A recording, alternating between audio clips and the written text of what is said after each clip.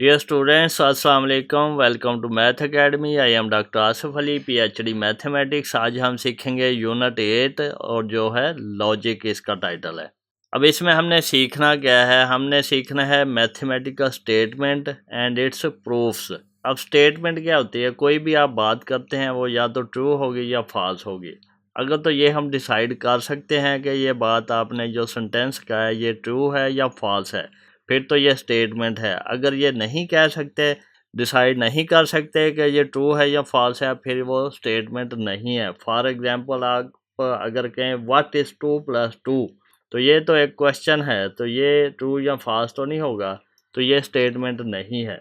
लेकिन अगर आप कहें 5 इज़ एन ऑड नंबर, तो ये ट्रू है। या फिर कहें स्क्वायर रूट ऑफ 16 इज़ 5, चाहे ये गलत है लेकिन फिर भी ये फॉल्स है। इसको हम ट्रू या फॉल्स डिसाइड कर सकते हैं, तो ये एक स्टेटमेंट है। अब जिस तरह मैं कहूँ स्टडी हार्ड, ये तो मैं आपको हुक्म दे रहा हूँ कि पढ़ो, स्टडी हार्ड करो, तो ये भी स्टेटमेंट नहीं है। एक्स इज ग्रेटर देन 3, तो ये एक्स की वैल्यू पे डिपेंड करता है, उसको हम क्या वैल्यू देंगे, तो ये भी एक स्टेटमेंट नहीं है। इस तरह की चीज़ें इसमें सीखेंगे। स्टेटमेंट को प्रोपोजिशन भी कहते हैं और इसको डिफाइन इस तरह करते हैं कि ए मैथमेटिकल स्टेटमेंट, या फिर इसको कहें ए mathematical proposition is a declarative sentence that is either true और फॉल्स बट नॉट बोथ। अब इसकी टाइप्स होती हैं, यूनिवर्सल स्टेटमेंट होती है, एग्जिस्टेंशियल होती है, कंडीशनल होती है, बाई कंडीशनल होती है। ये आगे हम सीखेंगे। और मैथमेटिकल प्रूफ क्या होता है? Mathematical proof is a logical argument that shows A mathematical statement is always true based on axiom, definition and previously proven statements. यानी कि लॉजिकल आर्गुमेंट्स होते हैं जो कि स्टेटमेंट के ट्रूथ को इंश्योर करते हैं। अब प्रूफ्स की भी टाइप्स होती हैं, डायरेक्ट प्रूफ होते हैं, कॉन्ट्रापोजिटिव प्रूफ होते हैं, प्रूफ बाय कॉन्ट्राडिक्शन होता है, प्रूफ बाय इंडक्शन होता है, प्रूफ बाय केसेस होता है। तो ये भी आप इसी में आगे सीखेंगे या फिर बड़ी क्लासेस में इसमें से कुछ सीखेंगे। अब नेक्स्ट हमारे पास क्या है? Differentiate between axiom, conjuncture and theorem. अब ये तीन चीज़ें हैं, एक्सियम है, कंजक्चर है और थ्योरम है। एक्सियम को पोस्टुलेट भी कहते हैं और ये क्या होता है? अब इसकी डेफिनेशन क्या है? Basic self evidence truth accepted without proof. यानी कि इसका प्रूफ नहीं होता लेकिन हम इसको ट्रू मानते हैं। और इसका मकसद क्या होता है? Serves as a starting point for logical reasoning and proof. कोई भी लॉजिकल रीजनिंग या प्रूफ के लिए एक स्टार्टिंग पॉइंट चाहिए होता है, तो वो हम एक्सियम से लेते हैं और इसको हमेशा ट्रू हम कंसीडर करते हैं कि ये ट्रू है, क्योंकि इसको फॉल्स प्रूव नहीं कर सकते, तो ये ट्रू कंसीडर करते हैं। इसकी अगर एक एग्जांपल मैं दूं छोटी सी, तो दो अगर हमारे पास पॉइंट्स हैं तो उसमें से हम एग्जैक्टली वन लाइन पास कर सकते हैं। अगर हमारे पास एक ये पॉइंट है, एक ये पॉइंट है, तो इसमें से अगर लाइन पास करें तो ये एक ही लाइन पास होगी, इसे एक से ज़्यादा लाइन्स पास नहीं हो सकेंगी। क्योंकि हम इस चीज़ को डिसप्रूव नहीं कर सकते, तो इसलिए हम इसको प्रूव्ड मानते हैं और ये एक एक्सियम है। इसका दूसरा नाम पोस्टुलेट भी है। अब कंजक्चर क्या होता है? इसकी डेफिनेशन क्या है? A statement believe to be true based on observation और pattern but not yet proven. अब ये भी प्रूव नहीं है लेकिन कुछ ऑब्जर्वेशन और पैटर्न की बेस पे हम इसको ट्रू मानते हैं। अब इसका मकसद क्या है? ये मोटिवेट्स सर्च और प्रूफ। अब यहाँ पे देखें, इसकी एक एग्जांपल है। एग्जांपल क्या है? गोल्ड बैच कंजक्चर कहते हैं इसको। Every even number greater than 2 is the sum of 2 prime numbers. अब इसको डिसप्रूव नहीं कर सकते, इसलिए हम इसको प्रूव मानते हैं। अगर हम इसको प्रूव कर लें तो ये एक थ्योरम बन जाता है। अब थ्योरम क्या होता है? ए mathematical statement that has been proven to be true using axiom, definition and previously proven theorems। ये ऐसी स्टेटमेंट होती है जिसको लॉजिकली प्रूव किया गया होता है एक्सियम, डेफिनेशन और पुराने थ्योरम्स को यूज़ करके। और ये बड़े ऑथेंटिक किस्म के मैथमेटिकल ट्रूथ होते हैं जिसको लॉजिकली प्रूव किया होता है। इसकी एग्जांपल क्या है? पैथागोरन थ्योरम आपने देखा होगा कि हमारे पास अगर एक राइट एंगल ट्राइंगल है इस तरह की, तो ये इसका हाइपोटेन्यूस है, ये बेस है, ये परपेंडिकुलर है, तो बेस का स्केल प्लस परपेंडिकुलर का स्क्वायर बराबर होता है हाइपोटेनियस के स्क्वायर के, तो ये पाइथागोरस थ्योरम है। तो थ्योरम, इसका नाम ही थ्योरम है, ये प्रूव्ड स्टेटमेंट है, ऑथेंटिक प्रूव है, लॉजिकली प्रूव किया हुआ है, इसलिए हम इसको थ्योरम कहते हैं। ये समझे कि कंक्रीट किस्म का स्टेटमेंट होती है जो प्रूव्ड होती है। अब अगर इसको मैं समराइज करूं, एक्सियम क्या होता है जो इसको हम ट्रू मानते हैं लेकिन इसको प्रूफ नहीं किया होता है। कंजक्चर क्या होता है, ये ऐसी स्टेटमेंट होती है जिसको अभी प्रूव करना बाकी होता है लेकिन एज इट इज़ इसको मान लेते हैं, प्रूफ भी नहीं किया होता। थ्योरम क्या होता है, इसको प्रूव किया होता है, ये प्रूवन स्टेटमेंट होती है। एक्सियम को हम एज इट इज़ एक्सेप्ट करते हैं स्टार्टिंग पॉइंट के लिए, कंजक्चर को हम पॉसिबली ट्रू कंसिडर करते हैं कि ये ट्रू हो सकता है, क्योंकि इसको डिसप्रूव नहीं कर सकते तो इसको प्रूव्ड मानते हैं। थ्योरम को हमने प्रूव किया होता है, वो डेफिनेटली ट्रू स्टेटमेंट होती है। एग्जाम्पल्स क्या हैं, 2 पॉइंट से एक लाइन गुजरती है, ये एक्सियम है। गोल्ड बैच कंजक्चर मैंने पहले आपको बताई है, एक एग्जांपल दी है, वो कंजक्चर है। और थ्योरम क्या है, इसके एग्जांपल है पाइथागोरन थ्योरम। आगे हम चलते हैं, इंट्रोडक्शन में क्या है, logic is systematic method of reasoning that enable one to interpret the meaning of statements, examine their truth and deduce new information from existing facts. अब लॉजिक है क्या, ये सिस्टमेटिक मेथड है जिसके ज़रिए हम इस काबिल होते हैं कि हम स्टेटमेंट को एग्जामिन करें, ये ट्रू है या फॉल्स है, और इससे डिड्यूस करें इंफॉर्मेशन जो एग्जिस्टिंग फैक्ट्स हैं उनको लेके। Logic play key role in problem solving and decision making. अब देखें, इसका की रोल प्रॉब्लम सॉल्विंग और डिसीजन मेकिंग में है। We generally use logic in our daily life while engaging in mathematics. Daily life में इसका यूज़ है जिसमें मैथमेटिक्स इन्वॉल्व होता है। For example, we often draw general conclusion from a limited number of observation और experience. क्या होता है कि हम एक या दो चीज़ों को देख के ये रिजल्ट डिड्यूस कर लेते हैं कि मामला क्या है। इसकी एग्जांपल क्या है कि अगर कोई पर्सन है, उसको कोई पेंसिलिन का इंजेक्शन लगता है एक दफ़ा या 2 दफ़ा, और उसको दोनों दफ़ा क्या होता है कि रिएक्शन हो जाता है, तो वो यहाँ से रिजल्ट निकाल लेता है कि मुझे पेंसिलिन जब भी लगेगी मुझे रिएक्शन हो जाएगा। यानी कि 1-2 दफ़ा एक्सपीरियंस करके जनरल रिजल्ट बना लेना, ये क्या है, ये इंडक्शन है। A person gets a penicillin injection once or twice and experiences a reaction soon afterward. He generalizes that he is allergic to penicillin. This way of drawing conclusion is called induction. यानी कि एक दो चीज़ों से general result find कर लेना, ये है इंडक्शन। इसके बरअक्स एक दूसरी रीजनिंग है डिडक्शन। वो क्या है, जनरल रूल होता है, जनरली डिफाइंड होता है, उसमें से पर्टिकुलर की तरफ आना है। यानी कि एक दो चीज़ों को देख के जनरल रिजल्ट फाइंड करना। यानी कि एक बंदा कहता है कि मेरे साथ अकरम ने झूठ बोला है, दूसरा भी कहे कि मेरे साथ अकरम ने झूठ बोला है, तो आप ये रिजल्ट फाइंड करेंगे कि अकरम हमेशा झूठ बोलता है। ये इंडक्शन है। और डिडक्शन क्या है कि अकरम हमेशा ही झूठ बोलता है, तो आपके साथ वो बात करेगा तो आप कहेंगे कि ये मेरे साथ भी झूठ बोलता है। यानी कि जनरल से पर्टिकुलर और पर्टिकुलर से जनरल, ये इंडक्शन और डिडक्शन है। Inductive reasoning is helpful in natural sciences where we must depend upon repeated experiment और ऑब्जर्वेशन। अब ये कहाँ काम आती है इंडक्शन, जहाँ पे हमारे पास रिपीटेड एक्सपेरिमेंट और ऑब्जर्वेशन होती हैं। In fact, greater part of our knowledge is based on induction. On many occasions, we have to adopt the opposite course. We have to conclude from accepted or well-known facts. यानी कि हमने induction का उलट भी करते हैं कि general से पर्टिकुलर रिजल्ट निकालते हैं। We often consult lawyers or doctors. जब हम वकील या डॉक्टर हायर करते हैं तो वो किस बेस पे करते हैं, उनकी रेपुटेशन के बेस पे। वो जनरली मशहूर होते हैं तो हम कहते हैं कि ये हमारे लिए भी अच्छा ही रहेगा। अब यहाँ पे ये क्या लिखा हुआ है ये भी देख लेते हैं। हिस्ट्री है थोड़ी सी। The history of logic begin with Aristotle, who is considered the father of formal logic.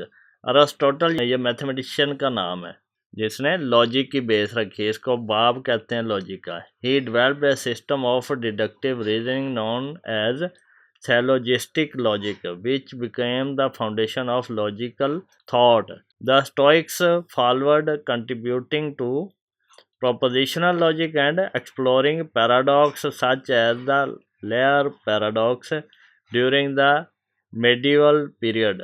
Scholars like Peter Abelard and William O. Ockham expanded Aristotle's work, introducing theorems of semantics and consequences. In 19th century, logic advanced through the works of George Boole, who developed Boolean algebra, ये बड़ा अहम algebra है, Boolean algebra, and Gottlob Frege, who formalized modern predicate logic. Bertrand Russell and Alfred North Whitehead attempted to deduce mathematics to logic in their seminal work, Principia Mathematica.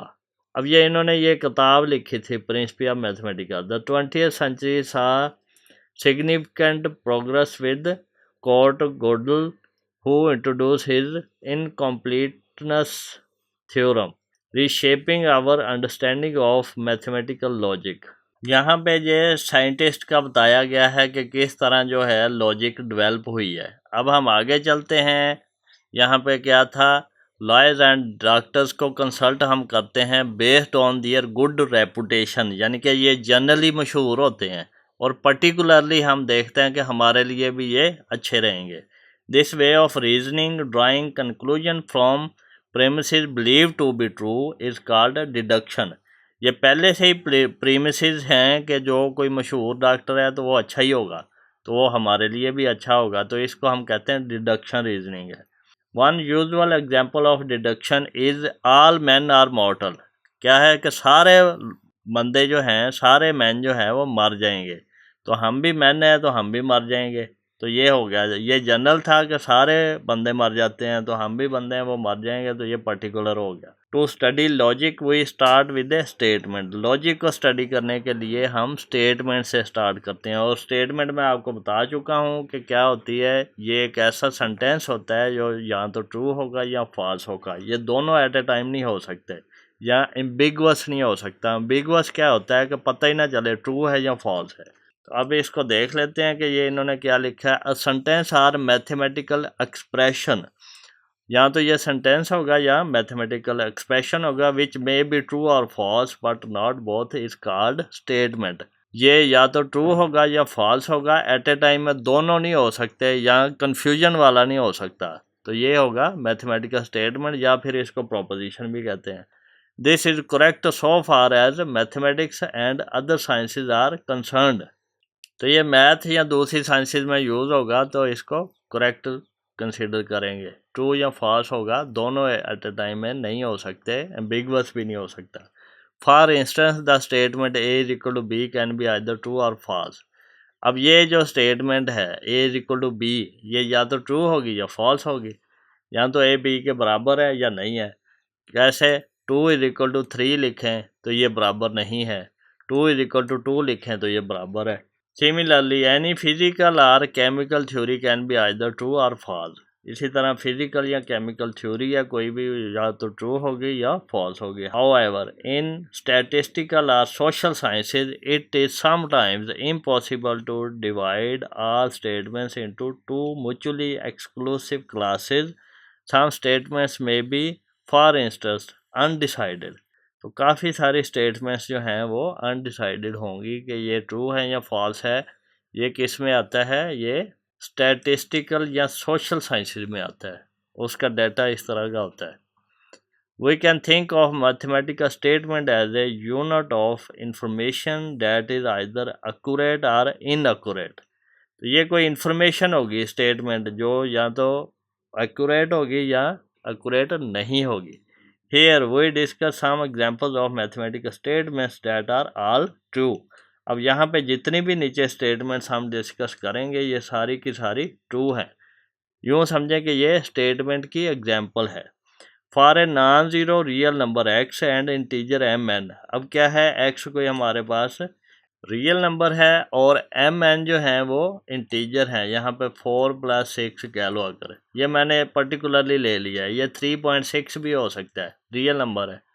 और यहाँ पे हम इसको ये क्या कहते हैं, हम इसको कहते हैं कि ये 3.6 की पावर 4 हो जाएगी और इंटू 3.6 की पावर 6 हो जाएगी। अगर ये हमारे पास m था, ये n था, तो इस तरह ये अब ये होल्ड करता है रिजल्ट, तो ये ट्रू है, ये स्टेटमेंट ट्रू है।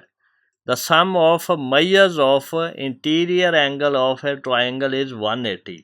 ये भी ट्रू स्टेटमेंट है। ऐसा ही नहीं होता कि जो एक ट्राइंगल है इसके जितने भी एंगल्स हैं, ये 1 2 3, इन सब का सम क्या है, 180। ये एक थ्योरम है, प्रूव्ड है।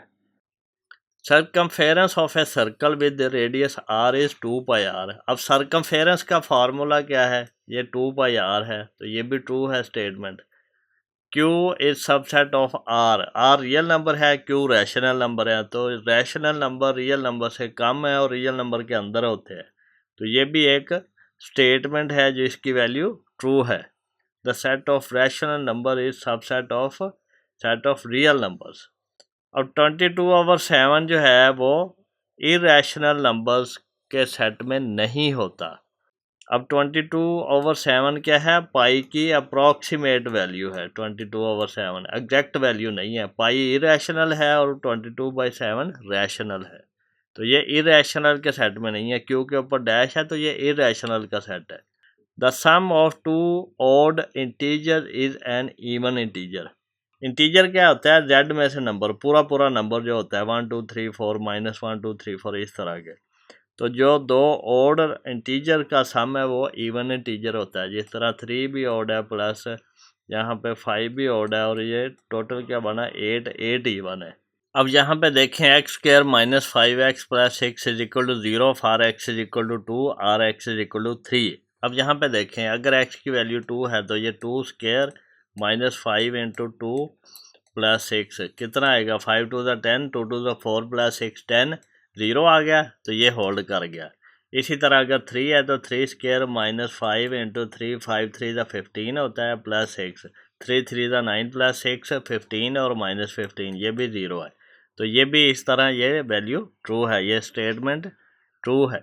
अब हमने ये देखा कि स्टेटमेंट या तो ट्रू है या फॉल्स है, दोनों एक टाइम में नहीं हो सकती और ये कंफ्यूजिंग भी नहीं हो सकती। अब यहाँ पे देखें हम डिस्कस करेंगे ऐसी स्टेटमेंट्स जो फॉल्स हैं। 3 + 4 कितना होता है, 7, 7 = 8।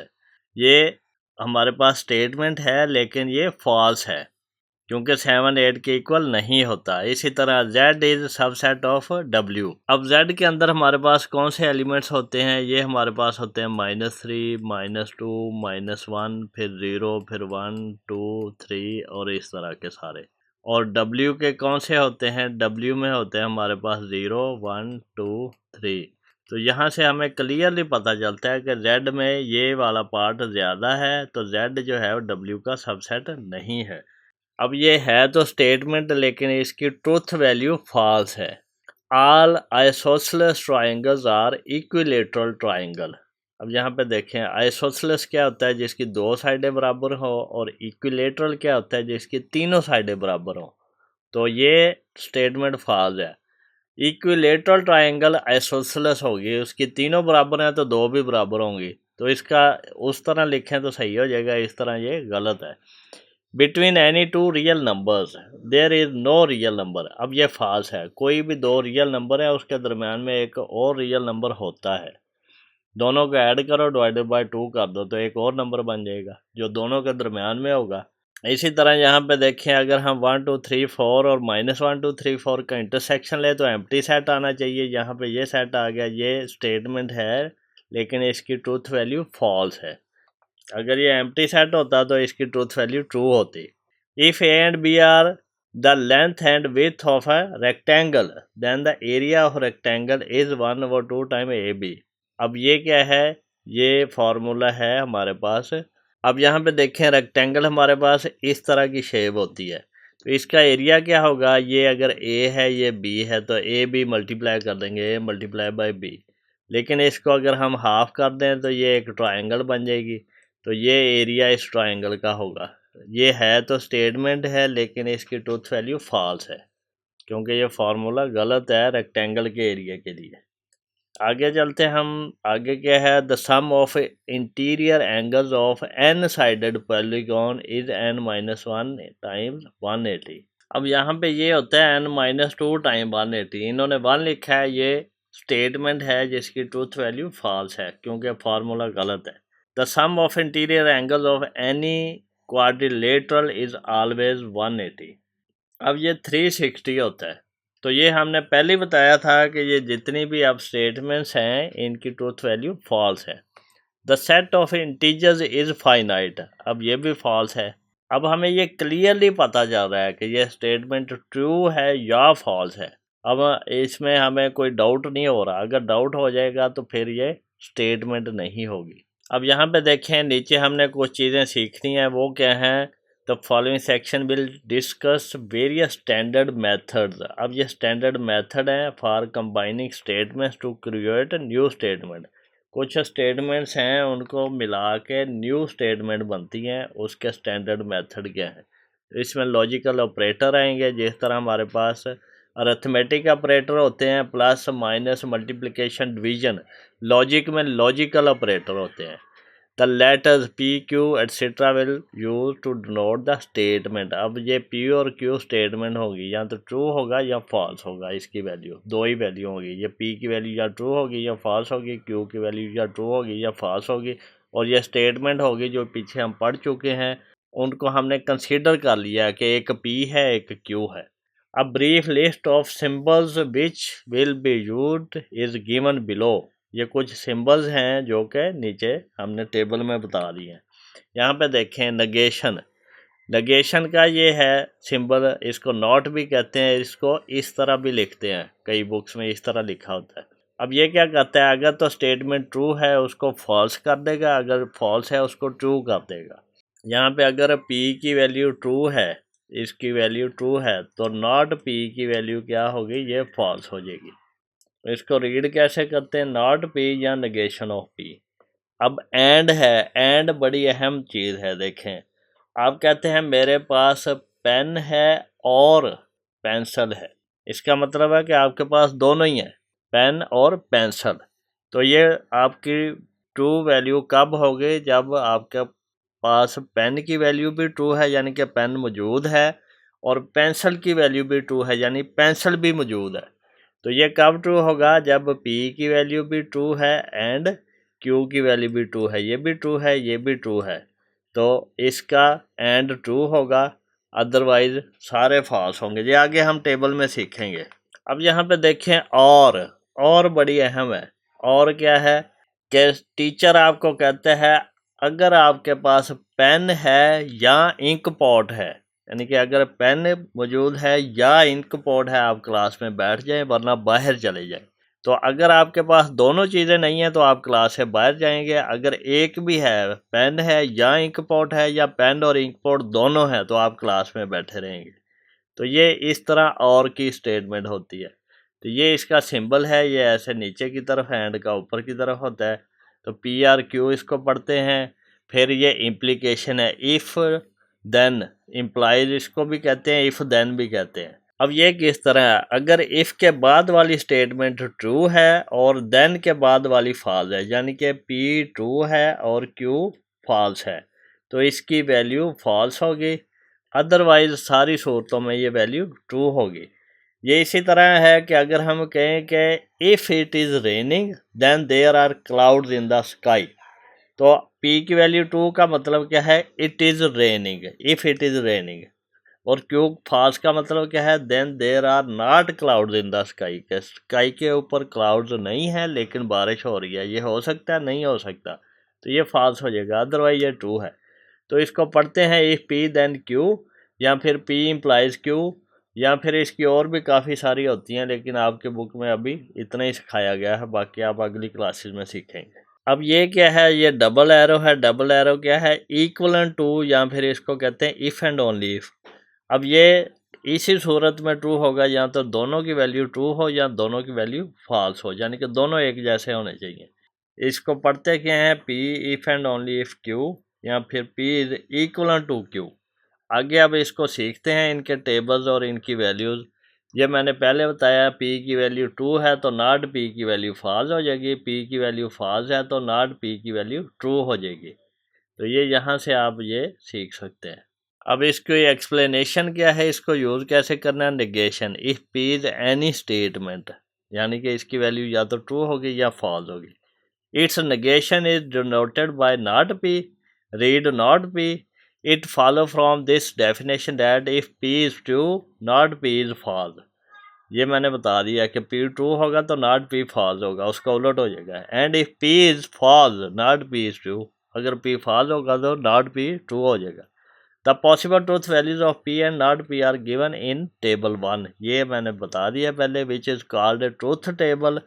ट्रूथ टेबल नेगेशन का ये है, where the truth value is denoted by T and the false value is denoted by F। T से ट्रूथ को हमने डिनोट किया है, F फॉल्स को F से। अब सेकंड क्या है हमारे पास, कंजंक्शन, यानी कि ये वाला ए एंड है, एंड को कंजंक्शन भी कहते हैं। तो ये मैंने पहले ही बताया कि एंड में जब हमारे पास दोनों ही ट्रू होंगे, P एंड Q, आपके पास पेन भी है एंड पेंसिल भी है, तो ये वैल्यू स्टेटमेंट ट्रू है। अगर आपके पास पेन है पेंसिल नहीं है फिर भी फॉल्स है। अगर पेन नहीं है पेंसिल है फिर भी फॉल्स है। अगर पेन भी नहीं है पेंसिल भी नहीं है फिर भी फॉल्स है। आप कहेंगे मेरे पास पेन है एंड पेंसिल नहीं है, तो फिर टोटल वैल्यू फॉल्स हो जाएगी। ये यूं ही है कि आपका टीचर कहे कि जिसके पास पेन और पेंसिल है वो क्लास में बैठ जाए, बाकी बाहर चले जाएं, तो ये सिर्फ ये वाले बच्चे जो इस कंडीशन को सेटिस्फाई करेंगे वही क्लास में बैठेंगे, बाकी सारे बच्चे क्लास से बाहर निकल जाएंगे। अब इसको देख लें, इन्होंने यहाँ पे लिखा गया the conjunction of two statement P and Q is symbolically written as P and Q। P and Q पढ़ते हैं इसको। The conjunction is considered to be true only if both statements are true. दोनों ही true होंगी तो true है। So the truth table of P and Q is given in table, नीचे ये हमने सीख लिया। अब आगे चलते हैं, whether the following statements are true और false. Lahore is capital of Punjab, ये ट्रू है। Quetta is capital of Balochistan, अब ये क्या है, ट्रू है या फॉल्स है? ये भी ट्रू है। तो इस टोटल एंड की वैल्यू, ये एंड की वैल्यू ट्रू है। ये पहले वाला P है दूसरे वाला Q है, दोनों ट्रू हैं तो ये ट्रू है। फिर 4 इज लेस दैन 5, ये ट्रू है, यस। 8 इज लेस दैन 10, ये भी ट्रू है, यस। ये भी ट्रू है एंड ये भी ट्रू है। तो टोटल की वैल्यू क्या है, ट्रू है। 2 + 2 इज इक्वल टू 3, ये फॉल्स है। एंड 6 + 6 इज इक्वल टू 10, ये भी फॉल्स है। दोनों फॉल्स हैं तो ये फॉल्स ही है। अब आगे हमारे पास आता है डिसजंक्शन। डिसजंक्शन क्या है, ये वाला या फिर और कंडीशन क्या होती है कि दोनों में से एक चीज़ होनी चाहिए, या तो आपके पास पेन है या इंक पॉट है, आप क्लास में बैठे अदरवाइज चले जाएं, तो उसमें सिर्फ ये बच्चे क्लास से बाहर जाएंगे, जो स्टेटमेंट फॉल्स हो जाती है। आपके पास पेन है और इंक पॉट दोनों हैं तो फिर भी सही है। एक चीज़ है, पेन है फिर भी सही है, इंक पॉट है फिर भी सही है, स्टेटमेंट ट्रू होगी। और है या की कंडीशन है, the disjunction of P and Q is symbolically written as PRQ, read as PRQ। The disjunction PRQ is considered to be true when at least one of the statement is true. At least यानी कि दोनों में से एक true होगी, दोनों भी true हो सकती हैं। It is false when both of them are false, दोनों फॉल्स होंगी तो फॉल्स होगा। The truth table of this is given है, ये हमने देख लिया। एग्जाम्पल देखें, 10 इज अ पॉजिटिव इंटीजर और 0 इज अ रैशनल नंबर। अब इसकी ट्रूथ वैल्यू क्या है, 10 जो है वो पॉजिटिव इंटीजर भी है, 0 जो है वो रैशनल भी है, तो दोनों ट्रू हैं तो ये डिसजंक्शन ट्रू है। अब नीचे और क्या एग्जाम्पल थी, triangle can have 2 right angles और Lahore is capital of Sindh. अब यहाँ पे देखें ये भी फॉल्स है और ये भी फॉल्स है, दोनों फॉल्स हैं। Find the truth value of this disjunction, तो ये दोनों फॉल्स हैं तो टोटल वैल्यू क्या है, वो फॉल्स ही है। अब इम्प्लीकेशन या फिर इसको कंडीशनल भी कहते हैं, ये वाली जो है, ये मैंने बताया है कि it is raining, there are not clouds in the sky. तो ये स्टेटमेंट फॉल्स हो जाती है, क्योंकि रेन जो है वो क्लाउड्स के बगैर नहीं हो सकती, अदरवाइज ये ट्रू है। तो ये इसको याद रखने का अच्छा तरीका है।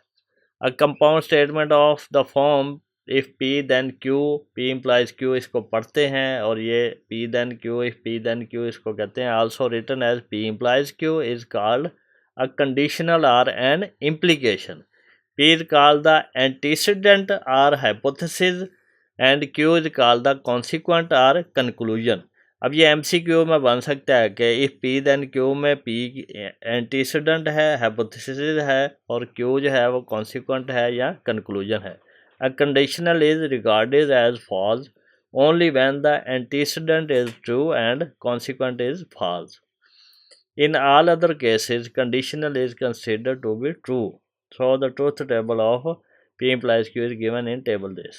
ये बड़े मज़े की लॉजिक है, बड़े मज़े का टॉपिक है, और बड़ा इंटरेस्टिंग टॉपिक है। कंप्यूटर में इसका बड़ा यूज़ है, डिस्क्रीट मैथमेटिक्स में इसको ज़्यादा पढ़ते हैं। We attempt to clear the position with the help of an example. Consider the conditional if a person is live in Lahore then he live in Pakistan. अब इन्होंने एग्जाम्पल दे के एक कोशिश की है कि आपको क्लैरिफाई किया जाए। If the antecedent is false, A does not live in Lahore, A Lahore में नहीं रहता, यानी कि ये कंडीशन है।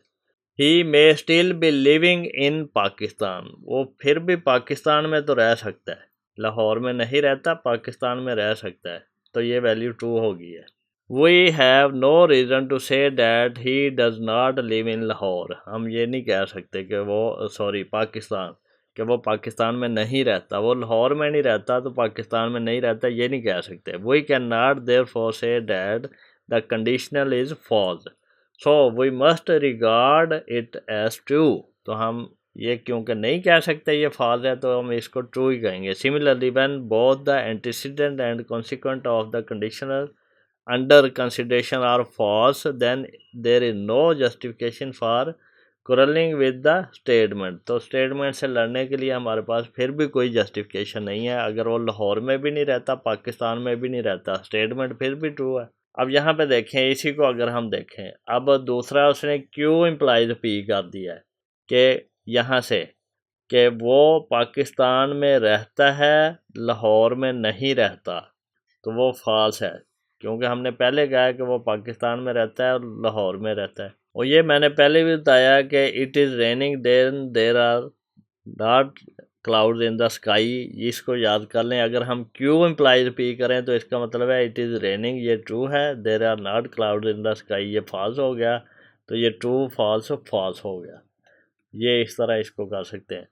तो पी बाई कंडीशनल क्यू में क्या होता है कि दोनों का ट्रू होने से ट्रू होगा ये, और ये हमारे पास कंडीशन क्या है कि जब एक ही सूरत में फाज होगी, जब ये ट्रू है ये फॉल्स है, इफ़ के बाद पी ट्रू है और देन के बाद क्यू फॉल्स है, तभी ये फॉल्स होगा। तो इसमें क्या होता है, इसमें दोनों हमारे पास ट्रू हैं या दोनों फॉल्स हैं, तो ये ट्रू होगा। अब बाई कंडीशनल है if and only if P if and only if Q, इसको पढ़ेंगे। The statement P implies Q and Q implies P is shortly written as this. अब यहाँ पे देखें, ये दो को अगर एंड के साथ मिलाएं तो ये बनता है and is called the biconditional or equivalents. Biconditional क्योंकि दो कंडीशनों के मुताबिक हमने इसको किया है। It is read P if and only if Q, ये आई एफ को इफ़ एंड ओनली इफ़ पढ़ेंगे। अब ये है क्या, ये इन दोनों का एंड है। अब ये दोनों ट्रू हैं तो ट्रू है, अदरवाइज ये फॉल है। ये देखें, दोनों ट्रू है तो ट्रू है, अदरवाइज ये फॉल है, तो इन दोनों का एंड ये है बाई कंडीशनल। अब यहाँ पे देखें, we draw up its truth table from the table 5। It appear that this is true only when both statements P and Q are true और both statements P and Q are false. अब यहाँ पे देखें, दोनों अगर false हैं तो ये ट्रू है, दोनों ट्रू हैं तो ये ट्रू है, अदरवाइज ये फॉल्स है, बाई कंडीशनल जो है। अब यहाँ पे देखें, conditionals related with the given conditional. अब इसके आगे इसको थोड़ा सा और इसकी फॉर्म्स हैं। If P Q be statements and P implies Q be a given conditional statement then Q implies P is called converse of P implies Q। अगर P implies Q है तो इसका कन्वर्स क्या है, Q implies P, यानी कि ये इधर आ जाएगा, वो उधर चला जाएगा, ये कन्वर्स हो जाएगा। इसी तरह अगर हमारे पास P implies Q है तो इसका इन्वर्स करना है तो दोनों का जो है वो नॉट लगा देंगे, दोनों की तरफ नॉट लगा देंगे। P भी नॉट में हो जाएगा, Q भी नॉट में, तो ये इन्वर्स हो जाएगा। अगर कन्वर्स और इन्वर्स दोनों लगा दें तो फिर हमारे पास क्या होगा, कॉन्ट्रा पॉजिटिव, यानी कि इसका हम कन्वर्स करें तो Q इम्प्लाइज P हो जाएगा, और अगर इन्वर्स भी लगा दें तो ये दोनों not Q implies not P हो जाएगा, तो ये कॉन्ट्रा पॉजिटिव हो जाएगा। P इम्प्लाइज Q का contrapositive, not Q implies not P। The truth table of these due conditionals are given below table 6। इसको हम अब यहाँ पे देखते हैं।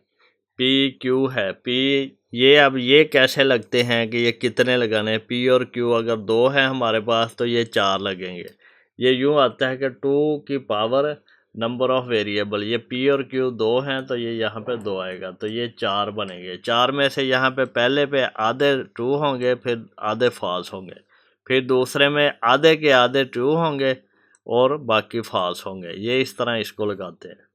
अगर ये 3 होते तो फिर इसमें हमारे पास 2⁻³ कितना बनता है, 8 बनते। 8 ये 4 ट्रू होते, 4 फॉल्स होते, फिर 2 ट्रू होते, 2 फॉल्स होते, फिर 2 फॉल्स 2 फॉल्स, इस तरह करके इस टेबल को बनाते हैं। ये फार्मूला है इसका, बड़ी क्लासेस में पढ़ेंगे। अब यहाँ पे देखें P और Q, अब इसका नॉट P है, इसका उलट हो जाएगा, ट्रू का फॉल्स हो जाएगा और फॉल्स का ट्रू हो जाएगा। नॉट Q, ये ट्रू का फॉल्स हो गया और फॉल्स का ट्रू हो गया, ये सारे इस तरह चेंज हो जाएंगे। अब यहाँ पे P इम्प्लाइज Q है, अब इसको हमने कैसे करना था, ये एक ही सूरत में फॉल्स था, जब it is raining then there are not clouds in the sky है, अदरवाइज ये ट्रू है। तो Q इम्प्लाइज P है, ये अब Q को लेंगे, it is raining then there are not clouds in the sky, तो ये फॉल्स है, अदरवाइज ये ट्रू है। अब ये not P implies not Q, अब ये सिर्फ इसको देखेंगे। अब इसमें ये फॉल्स कब होगा, जब it is raining there are not clouds in the sky, otherwise ये ट्रू होगा। एक ही कंडीशन देखनी है। फिर इसी तरह not Q implies not P, तो नॉट Q ये इस पहले वाले को ट्रू देखना होता है इसको, और दूसरे वाले को फॉल्स देखना होता है इसको, तो ट्रू फॉल्स फॉल्स। स्टूडेंट्स, हम मैथमेटिक्स को बड़े इजी वे से करेंगे, अंडरस्टैंडेबल होगा, और आप हर आने वाले लेक्चर को सबसे पहले देखने के लिए चैनल को सब्सक्राइब करें और बेल आइकन को क्लिक कर दें, ताकि जब भी मैं लेक्चर अपलोड करूं तो आपको उसका नोटिफिकेशन रिसीव हो जाए। अगर आपको कोई क्वेश्चन पूछना है, कोई क्वेरी करनी है, तो आप मुझे कमेंट सेक्शन में मैसेज कर सकते हैं, मैं उसका रिस्पॉन्स करूँगा।